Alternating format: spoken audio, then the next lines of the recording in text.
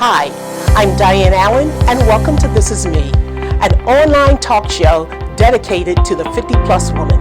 And on today's show, I will be presenting a few of the many black women from the past upon whose shoulders many of us stand today. Their achievements have helped pave the way and open doors for all women of color and women in general. We owe them our thanks and gratitude. I hope you enjoy the presentation. Claudette Colvin, born 1939. Before Parks refused to give up her seat on a bus in Montgomery, Alabama in 1955, there was a brave 15-year-old who chose not to sit in the back of the bus. That young girl was Claudette Colvin. Tooting her constitutional rights to remain seated near the middle of the vehicle, Colvin challenged the driver and was subsequently arrested. She was the first woman to be detained for her resistance. However, her story isn't nearly as well known as Rosa Parks. Dorothy Height, born 1912. Hailed as the godmother of the women's movement, Dorothy Height used her background in education and social work to advance women's rights. She was a leader in the Young Women's Christian Association and the president of the National Council of Negro Women for more than 40 years. She was also among the few women present at the 1963 March on Washington, where Dr. King delivered his famous "I Have a Dream" speech. Betsy Coleman, born 1892. Despite being the first licensed black pilot in the world, Betsy Coleman wasn't recognized as a pioneer in aviation until after her death. Though history has favored Amelia Earhart and the Wright brothers, Coleman, who went to flight school in France in 1919, paved the way for a new generation of diverse flyers like the Tuskegee Airmen, Blackbirds, and the Flying Hobos. Ethel Waters, born 1896. Ethel Waters first entered the entertainment business in the 1920s as a blues singer, but she made history for her work in television. In addition to becoming the first black American to star in her own TV show in 1939, The Ethel Waters Show, she was nominated for her first Emmy in 1962. Gwendolyn Brooks, born 1917. Today, Gwendolyn Brooks is considered to be one of the most revered poets of the 20th century. She was the first black author to win the Pulitzer Prize in 1950 for Annie Allen. She served as poetry consultant for the Library of Congress, becoming the first black woman to hold that position. She was also the poet laureate of the state of Illinois, and many of her works reflected the political and social landscape of the 1960s, including the civil rights movement and the economic climate. Alice Coachman, born 1923. Growing up in Albany, Georgia, Alice Coachman, the soon-to-be track star, got an early start running on dirt roads and jumping over makeshift hurdles. She became the first black American woman from any country to win an Olympic gold medal at the 1948 Summer Olympics in London. She set the record for the high jump at the Games, leaping to 5 feet 6 and 1/8 inches. Throughout her athletic career, she won 34 titles, 10 of which were in the high jump. She was officially inducted into the National Track and Field Hall of Fame in 1975 and the U.S. Olympic Hall of Fame in 2004. Jane Bolin, born 1908. A pioneer in law, Jane Bolin was the first black woman to attend Yale Law School in 1931. In 1939, she became the first black female judge in the United States, where she served for 10 years. One of her significant contributions throughout her career was working with private employers to hire people based on their skills, as opposed to discriminating against them because of their race. She also served on the boards of the NAACP, Child Welfare League of America, and the Neighborhood Children's Center. Maria P. Williams, born 1866. Thanks to the early accomplishments of Maria P. Williams as the first black woman to produce, write, and act in her own movie in 1923, The Flames of Wrath, we have female directors and producers like Oprah, Ava DuVernay, and Shonda Rhimes. Beyond films, the former Kansas teacher was also an activist and detailed her leadership skills in the book she authored, My Work and Public Sentiment, in 1916. Minnie Riperton, born 1947. Mariah Carey is heralded for her whistle register, which is the highest the human voice is capable of reaching. But Minnie Riperton perfected the singing technique years before and was best known for her 5-octave vocal range.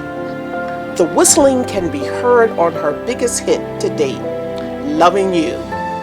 This infectious ballad was originally created as an ode to her daughter, Maya Randolph, of the Bridesmaids and Saturday Night Live fame.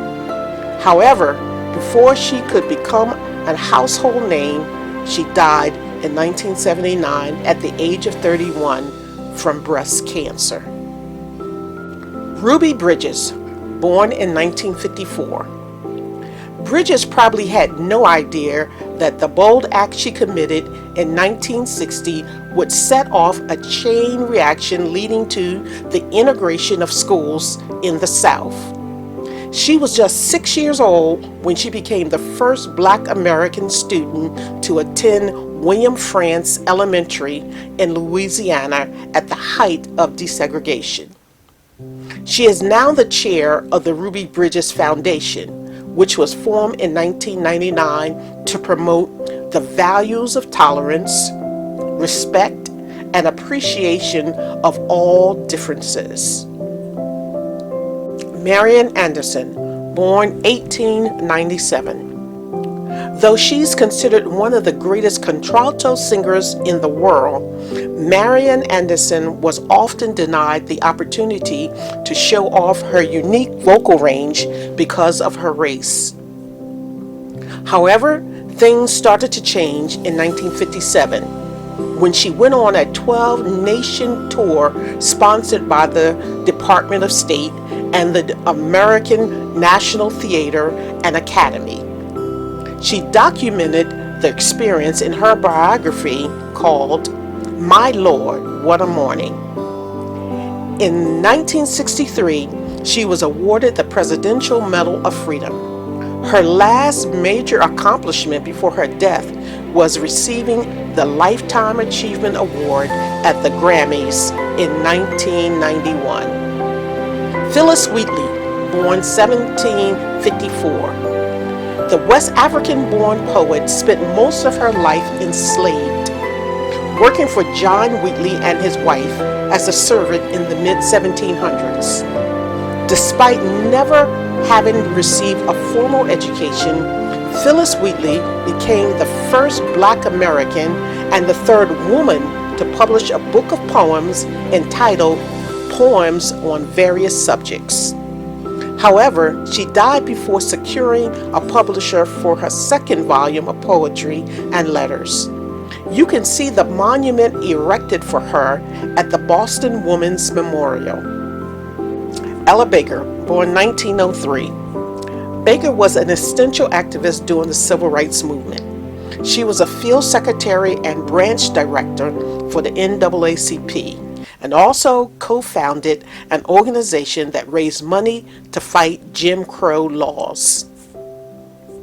Additionally, Ella Baker was a key organizer for Martin Luther King Jr.'s Southern Christian Leadership Conference. But what was perhaps her biggest contribution to the movement was the Student Nonviolent Coordinating Committee, which prioritized nonviolent protests, assisted in organizing the 1961 Freedom Rides, and aided in registering black voters. The Ella Baker Center for Human Rights exists today to carry on her legacy. Dr. Rebecca Lee Crumpler, born 1831. Rebecca Lee Crumpler was the first black female doctor in the United States. After attending the prestigious Massachusetts private school, West Newton English and Classical School, she worked as a nurse for 8 years until applying to medical school and would go on to graduate 4 years later. Though little is known of her career, PBS reported that she worked as a physician for the Freedoms Bureau for the state of Virginia. She later practiced in Boston's predominantly black neighborhood at that time, Beacon Hill, and published a book of medical discourses in 2 parts. Mahalia Jackson, born 1911. Mahalia Jackson was an American gospel singer, widely considered one of the most influential vocalists of the 20th century. With a career spanning 40 years, Jackson was integral to the development and spread of gospel blues in black churches throughout the U.S.